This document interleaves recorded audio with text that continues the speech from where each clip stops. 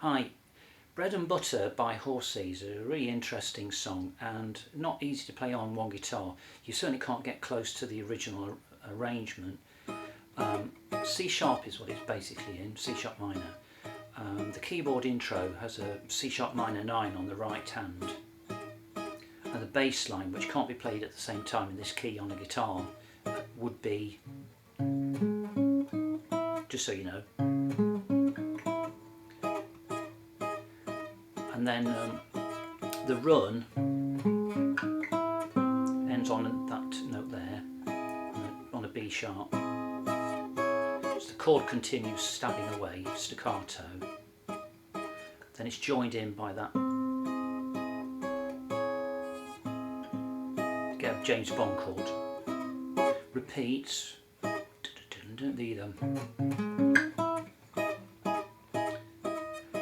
Along with that B sharp again at the end.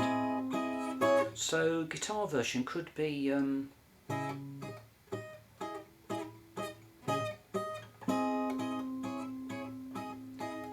it's close. And then so that's C sharp. What note's that? E major 7, E major 6. And then a little rasguiato.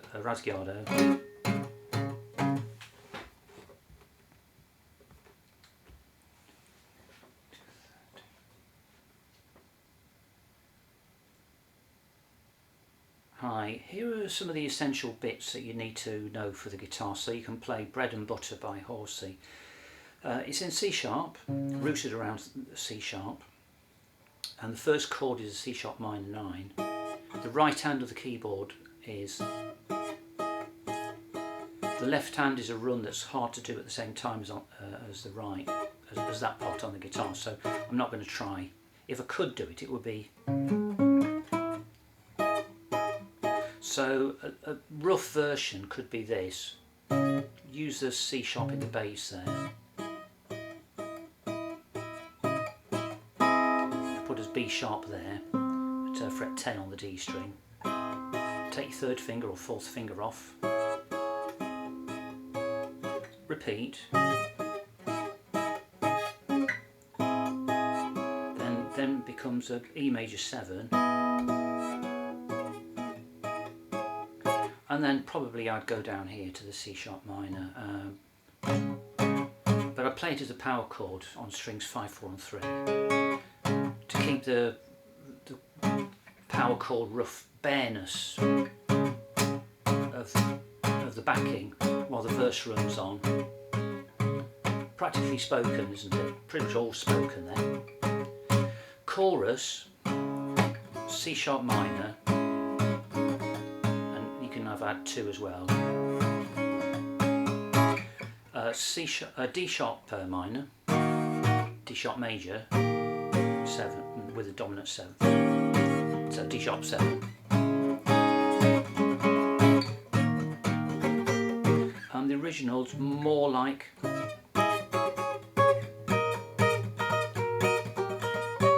so you've got C sharp minor 9,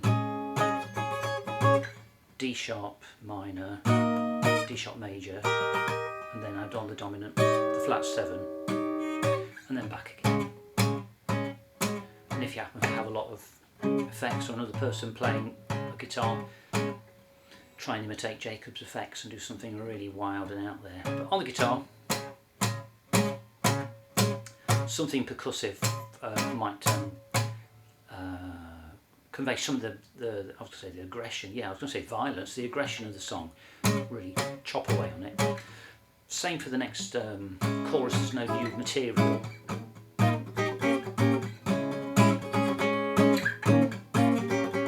And then the next bit,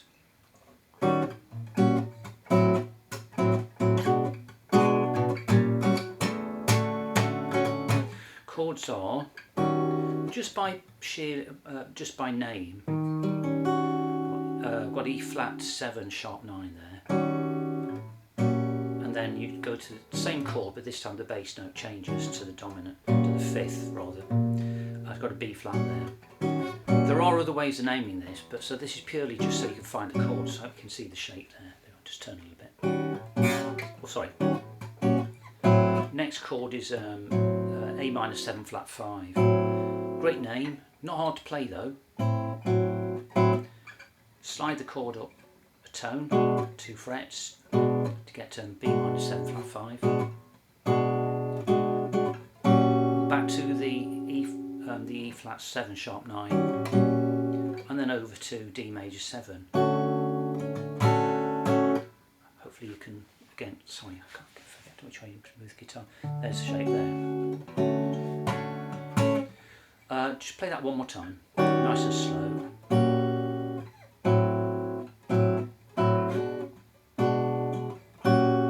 And you notice that there's some things Jacob uses a lot in the songs I've heard, which I really like and also use.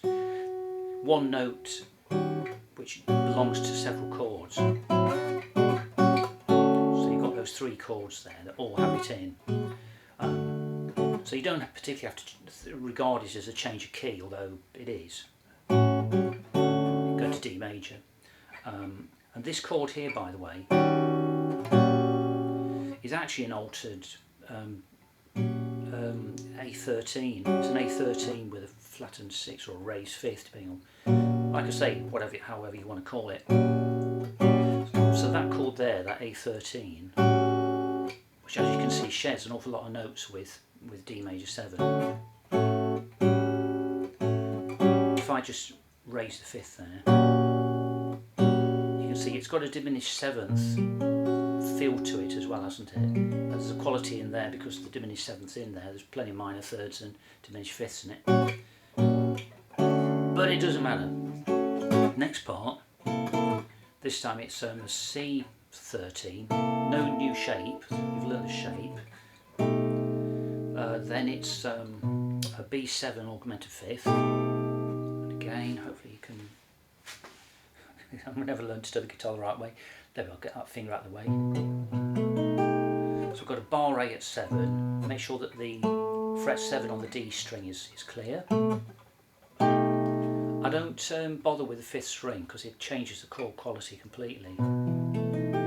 You get that later on in the song, but at the end. But I don't use it, so that's why I use the thumb and finger, because it's just easy.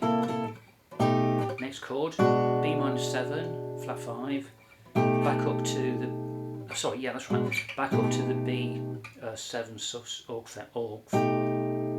back again, and then A13, D major 7. Thinking about the rhythm a little bit, I'll tell you in a moment, but basically, I'll tell you now, I found the best way to work it out, to feel it, is just to tap along to the song. When you get to this part, it's essentially, it's in 4, and it's 3 lots of 4.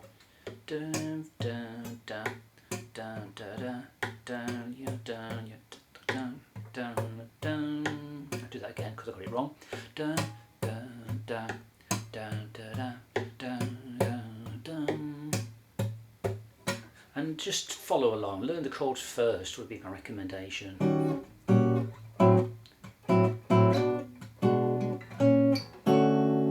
You'll also hear that the right hand is dum ba dum dum dum dum dum dum dum. You get.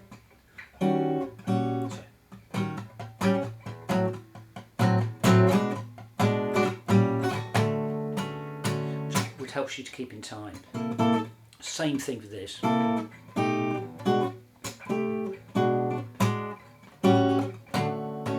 So you notice the difference between the first time. That altered dominant to get to D major 7. Second time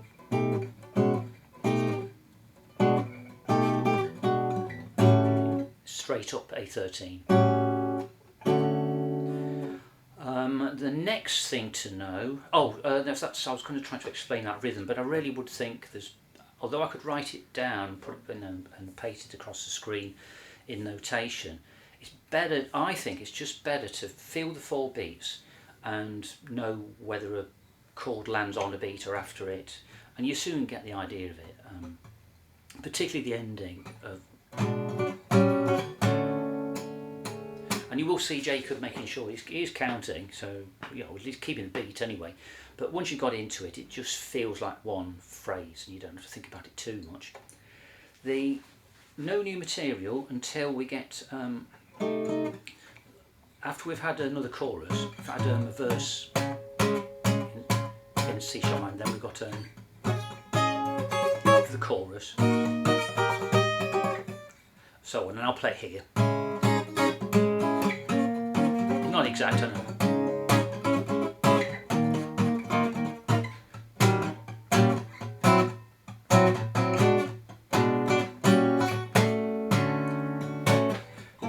And you'll hear that, and then you'll hear a repeat. I think it's that bit again.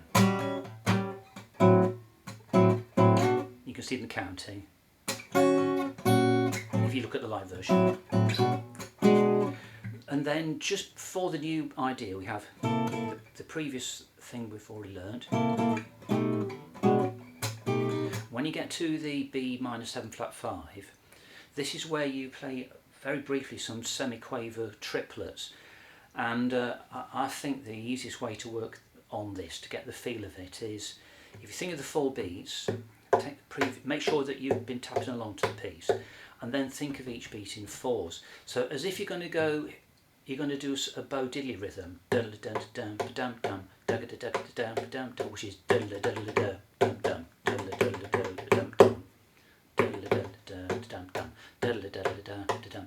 so what you're really doing is you're taking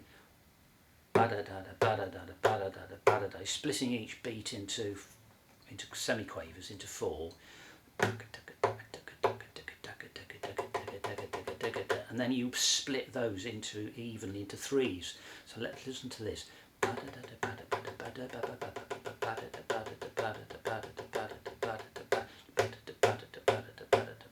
you've got your new tempo. So your hand probably will help, I think. It certainly helps me. So we get to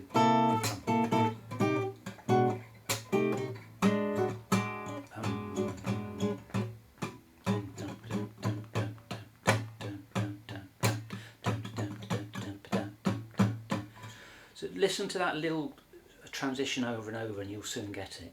And again, back to the thing I was saying about you can work out exactly how it should be played by reading the notation, but it's a great thing to get it learnt by ear, I think. So yeah, so we get to do it one more time.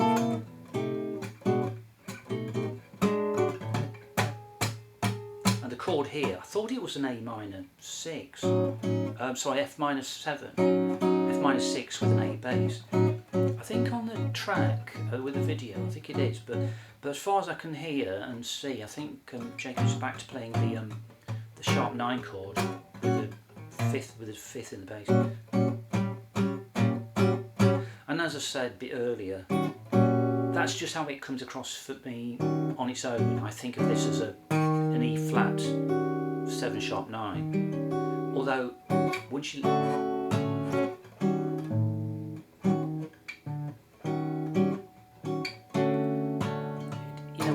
D major 7, you can reframe this chord in your head, like that, as a flat 2 in D major. So it's a Neapolitan relationship to the D,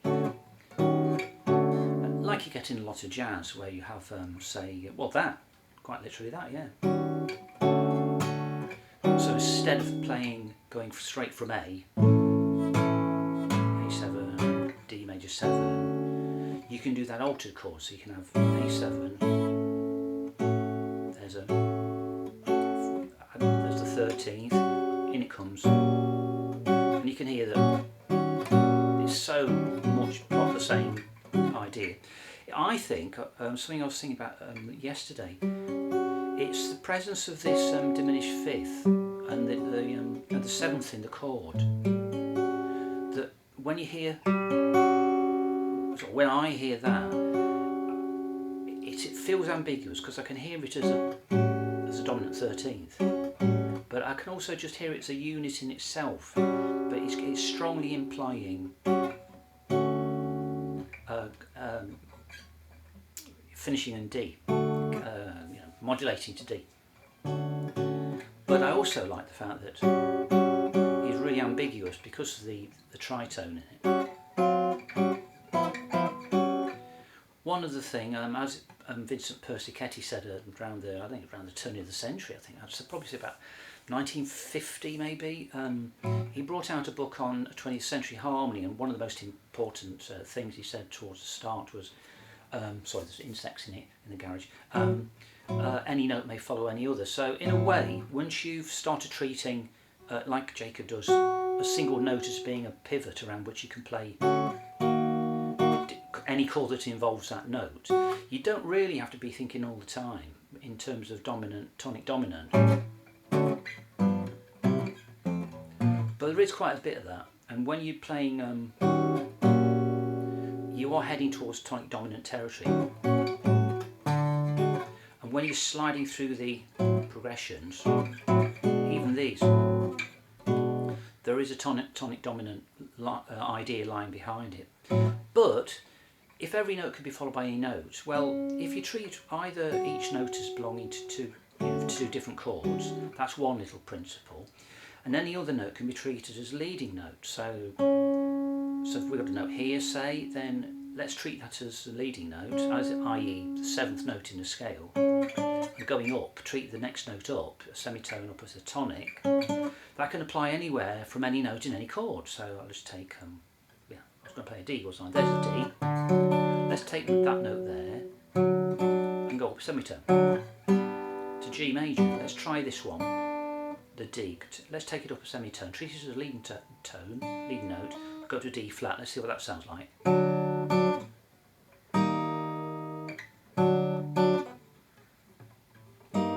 we are. So, although I've changed the bass line to so it's a third in the bass, you can hear how it's okay. It sounds sweet to the ear, consonant. And as long as one of the notes follows that rule, then the others can do almost anything they want. And the same goes, so if you combine those two ideas, that one note can be harmonised, as long as one note is shared between two chords, it's going to sound interesting and sort of logical. Then, and that other principle of using any note as a leading note, you can play almost anything. And the fact is, as Persichetti pointed out, if rewording what he said, if it sounds good, it is good. And I think movable -7 flat fives, half diminished, is great anyway. Never mind whether you've got a theory or know the standard Western harmonic theory behind it. So there we go. So that's semi-quaver triplet's most interesting thing. Anything else towards the end? No, the ending, there are no new chords. Apart from, instead of playing...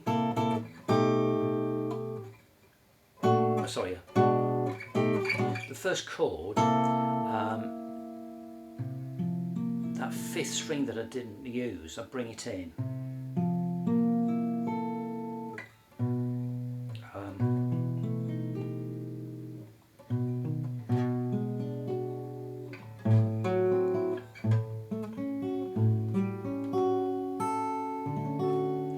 And as you know, the piece ends very sweetly in a D major 7 after all the mayhem. There you are. I hope all that rambling explanation gives you some idea of how to play the song, and I'm waiting eagerly upon the actual lyrics, because some of them I can't make out, and I don't want to do a cover version of the song without having being reasonably faithful to the original.